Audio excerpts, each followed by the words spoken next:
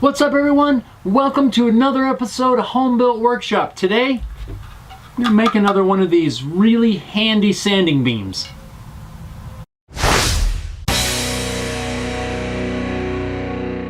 So I'm right in the middle of building 3 cigar box guitars.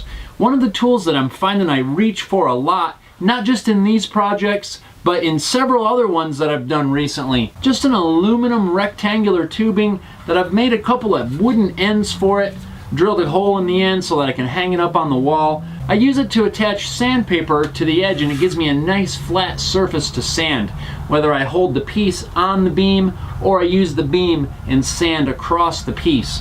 It's really handy. I find I've been using it quite a lot.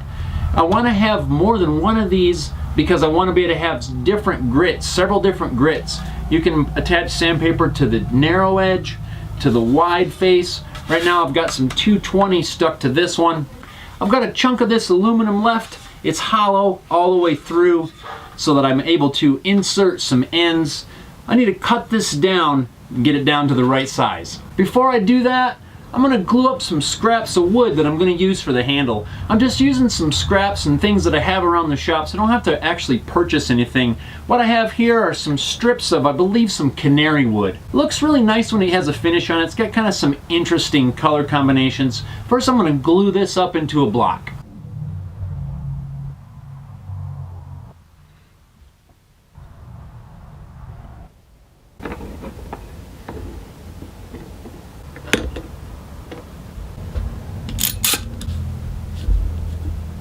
While the glue's drying, I'll cut down my piece of aluminum. I'm using a hacksaw here, but you could use about anything that you could cut aluminum with. You could use a reciprocating saw, a cut-off saw, pretty much anything.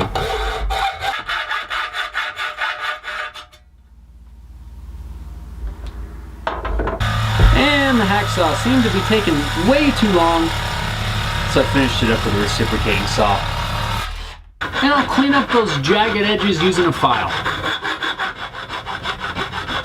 As soon as the glue's dry, I'll run this chunk of wood through my thickness planer to get it down to the exact thickness of my aluminum beam.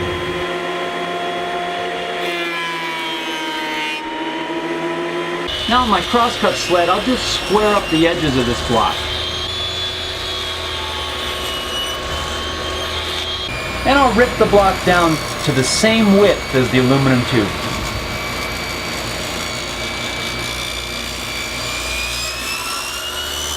So I'm looking at the end grain on this block, and some of it looks to be quarter sawn and some of it looks to be flat sawn, so it has kind of an alternating grain pattern. I didn't plan that, but I think it does look kind of cool. I'm going to end up cutting this block into 2 down the middle, but while it's together, for the ease of setup, I'm going to cut shoulders on either end. And these shoulders are going to slide into the tubing. I'm going to set my saw blade to match the thickness of the walls of this aluminum tube. Then I'll set up a stop block on the crosscut sled and make successive passes to create the shoulder.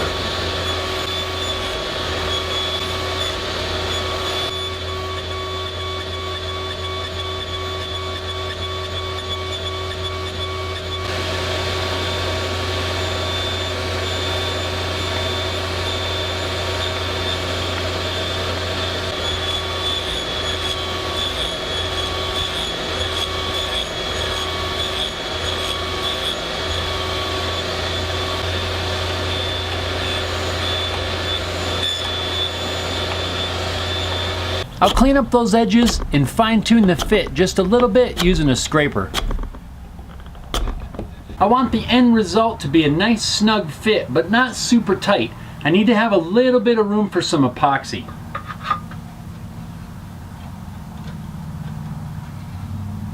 I think that'll work. With both ends fitting, now I can cut the piece in half. In my old version, I just drilled a hole in the end of the handle so that I could hang it.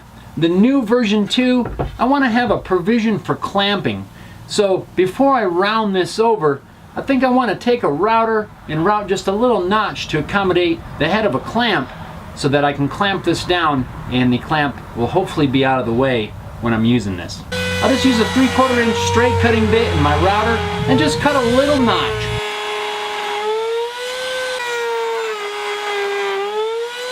I'll do it in a couple of passes, that way I don't take off too much material in one cut. Now using a brad point bit, I'll drill a hole so that I can hang this on the wall. To prevent the drill bit from blowing out the back, I'll only drill it part way through one side, then I'll flip the piece over and drill it through the other side. Now I need to round off these corners. I'm just going to use a piece of tape and trace out some lines so that I can cut them off on the bandsaw.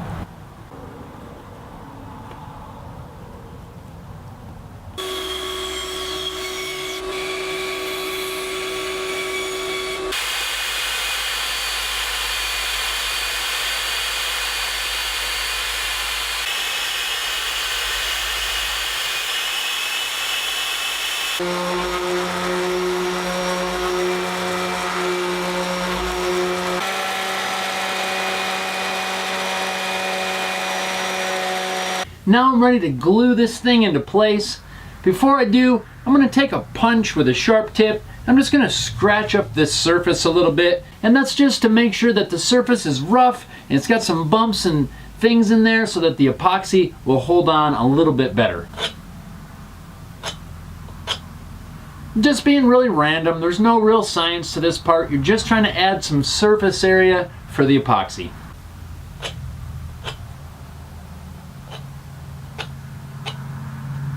And I'm also going to try to scratch up the inside of the tube a little bit. This is going to be a little bit tricky because I can't really get in there, but I'm going to see what I can do.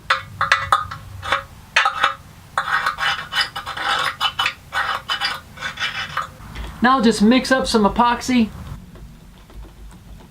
I'll spread some on the shoulders.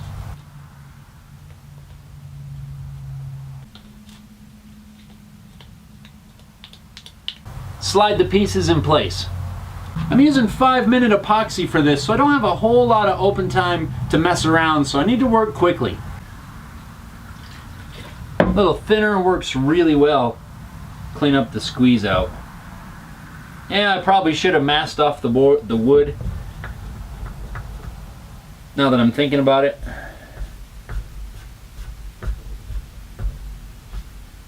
But I think it'll be okay. Now just let the epoxy dry. Once the epoxy is good and set up, I'll just take a little bit of sandpaper, clean up these edges a little bit, around the corners. I want to make sure that all the profiles match. There's no ridges or anything to catch on when you're sanding.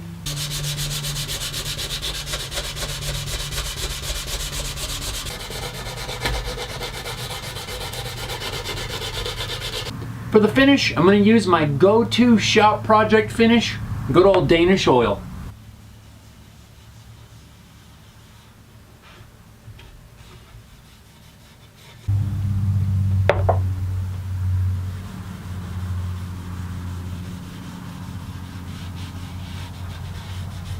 I'm going to put a couple of good coats on here, let it sit for about a half hour, wipe off the excess, and we'll let it dry. So I've given the Danish oil a little bit of time to dry. Now I'm just going to take a little bit of mineral spirits and wipe off the beam.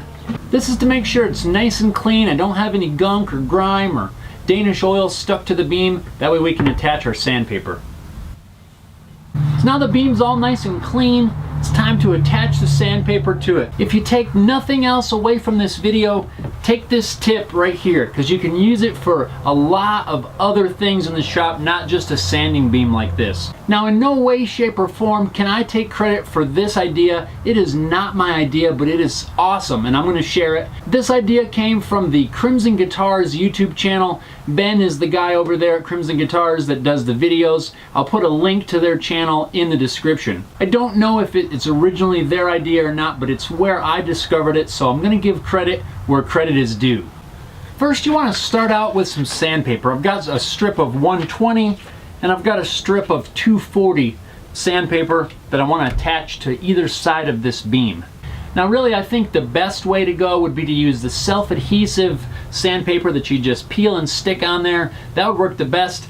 But since this is what I have, non-adhesive backed, that's what I'm going to use, and this is a great way to attach it. Start off with some masking tape and line the surface where you want to attach your sandpaper. If your sandpaper is wider than your masking tape, just put down a second piece. Just make sure they don't overlap. You don't want to have any bumps in the surface. Also, line the back of your sandpaper with some tape as well.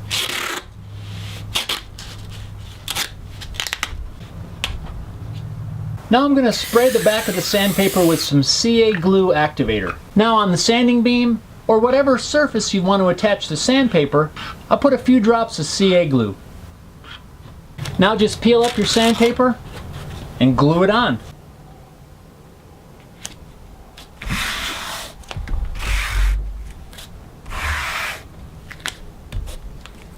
Now if you're so inclined, you can trim away the excess with a knife.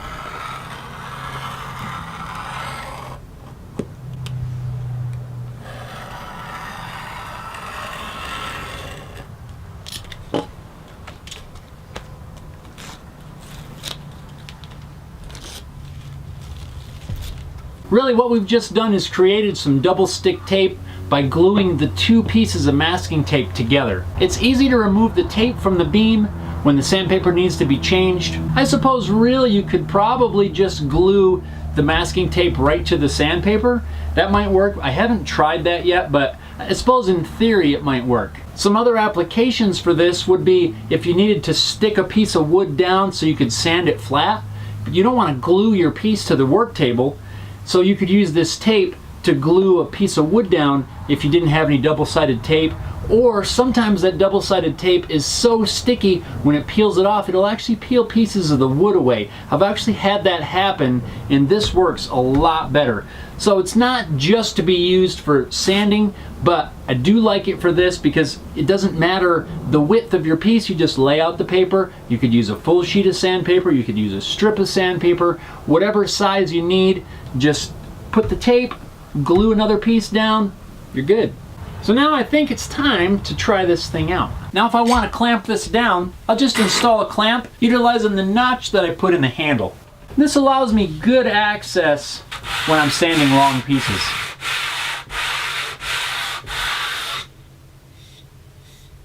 So there it is, sanding beam version 2.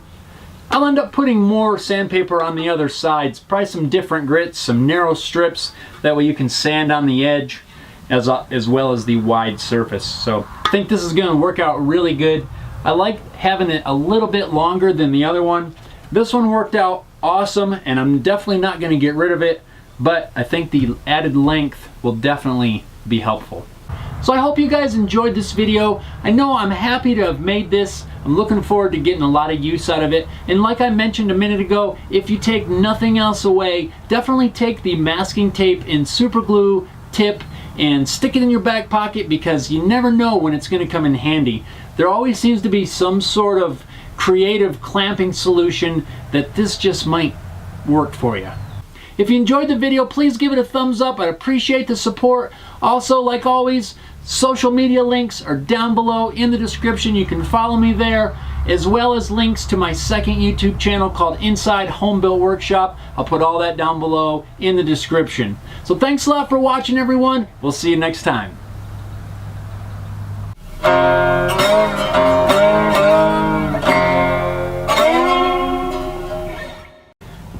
It cuts better if you have a good blade on your hacksaw, which apparently I don't. Man, it drives me nuts when I go through a whole glue up process and I forgot to hit record. Oh boy. Oh well. Hey, these things happen. Here we go, shaken thoroughly before using again.